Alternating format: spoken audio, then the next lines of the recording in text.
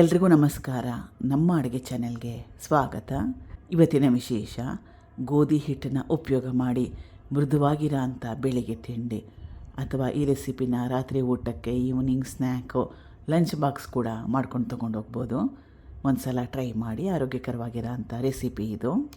ಮೊದಲನೇ ಸ್ಟೆಪ್ಪಲ್ಲಿ ಬಾಣಲೆ ಇಟ್ಕೊಂಡಿದ್ದೀನಿ. 1-2 ಚಮಚದಷ್ಟು ಎಣ್ಣೆ, ಸಣ್ಣದಾಗಿ ಕಟ್ ಮಾಡಿ ಇಟ್ಕೊಂಡಿರೋ ಈರುಳ್ಳಿ, 1 ದೊಡ್ಡ ಈರುಳ್ಳಿನ ಉಪಯೋಗ ಮಾಡಿದ್ದೀನಿ. ಬೆಳ್ಳುಳ್ಳಿ, ಹಸಿ ಶುಂಠಿ ಇದು ಕೂಡ ಸಣ್ಣದಾಗಿ ಕಟ್ ಮಾಡಿ ಇಟ್ಕೊಂಡಿರೋದು. 1 ಹಸಿರು ಮೆಣಸಿನಕಾಯಿ. ಗ್ಯಾಸ್ ಸ್ಟವ್ನ ಹೈ ಫ್ಲೇಮ್ನಲ್ಲಿ ಇಟ್ಕೊಂಡು 1 ನಿಮಿಷ ಈ ಪದಾರ್ಥಗಳನ್ನ ಬಿಸಿ ಮಾಡಿಕೊಂಡ್ರೆ ಸಾಕಾಗತ್ತೆ.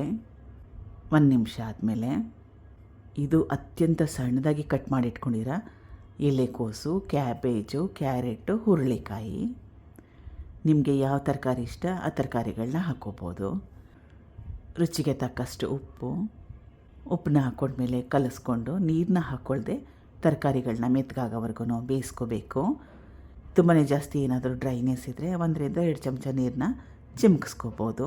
ಸ್ವಲ್ಪ ತೇವಾಂಶ ಇದ್ದರೆ ತರಕಾರಿಗಳು ಕೂಡ ಬೇಗನೆ ಬೆಂದೋಗುತ್ತೆ. ಈಗ ತರಕಾರಿಗಳು ಮುಕ್ಕಾಲು ಭಾಗದಷ್ಟು ಬೆಂದಿದೆ.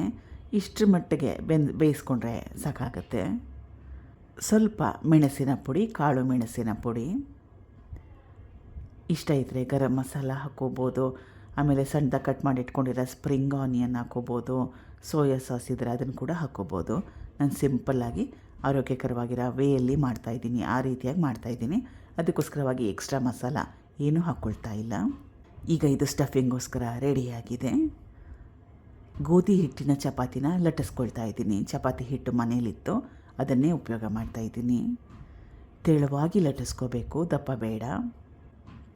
ಇದ್ರ ಮಧ್ಯ ಸ್ಟಫಿಂಗ್ ಮಾಡ್ಕೊಂಡಿದ್ನಲ್ಲ ಅದು ಮಡಚ್ಕೋಬೇಕು. ನೆನ್ಪಿಟ್ಕೊಳ್ಳಿ, ಚಪಾತಿ ತೀರಾನೇ ಜಾಸ್ತಿ ದಪ್ಪ ಇದ್ದರೆ ತಿನ್ನಲಿಕ್ಕೆ ಅಷ್ಟು ಚೆನ್ನಾಗಿರಲ್ಲ. ತೆಳುವಾಗಿರೋ ಚಪಾತಿನ ಲಟ್ಟಿಸ್ಕೋಬೇಕು. ನಿಮಗೆ ಯಾವ ರೀತಿ ಬೇಕೋ ಆ ರೀತಿಯಾಗಿ ಫೋಲ್ಡ್ ಮಾಡ್ಕೋಬೋದು. ಮೋದಕ ಥರ ಕೂಡ, ಕಡುಬು ಥರ ಕೂಡ ಮಾಡ್ಕೋಬೋದು, ಅಥವಾ ಮೊಮೋಸ್ ಥರ ಕೂಡ ಮಾಡ್ಕೋಬೋದು. 4 ಆಗಿದೆ. ಇದನ್ನು ಹಬೆಯಲ್ಲಿ ಸ್ಟೀಮ್ ಮಾಡ್ಕೋಬೇಕು. 15 ನಿಮಿಷ ಹೈ ಫ್ಲೇಮ್ನಲ್ಲಿ ಹಬೆಯಲ್ಲಿ ಬೇಯಿಸ್ಕೊಂಡ್ಮೇಲೆ ಟೊಮೆಟೊ ಕೆಚಪ್ ಜೊತೆಗೆ ಒಳ್ಳೆ ಕಾಂಬಿನೇಷನ್ ಇದು. ಮಕ್ಕಳಿಗೆ ಕೂಡ ಮಾಡಿಕೊಡ್ಬೋದು. ಆರೋಗ್ಯಕರವಾಗಿರೋ ಅಂಥ ರೆಸಿಪಿ. ಶಾಲೆಯಿಂದ ಮನೆಗೆ ಬಂದಮೇಲೆ ಕೂಡ ಮಾಡಿಕೊಡ್ಬೋದು. ಟ್ರೈ ಮಾಡಿ ಒಂದು ಸಲ. Thank you for watching. ಧನ್ಯವಾದಗಳು.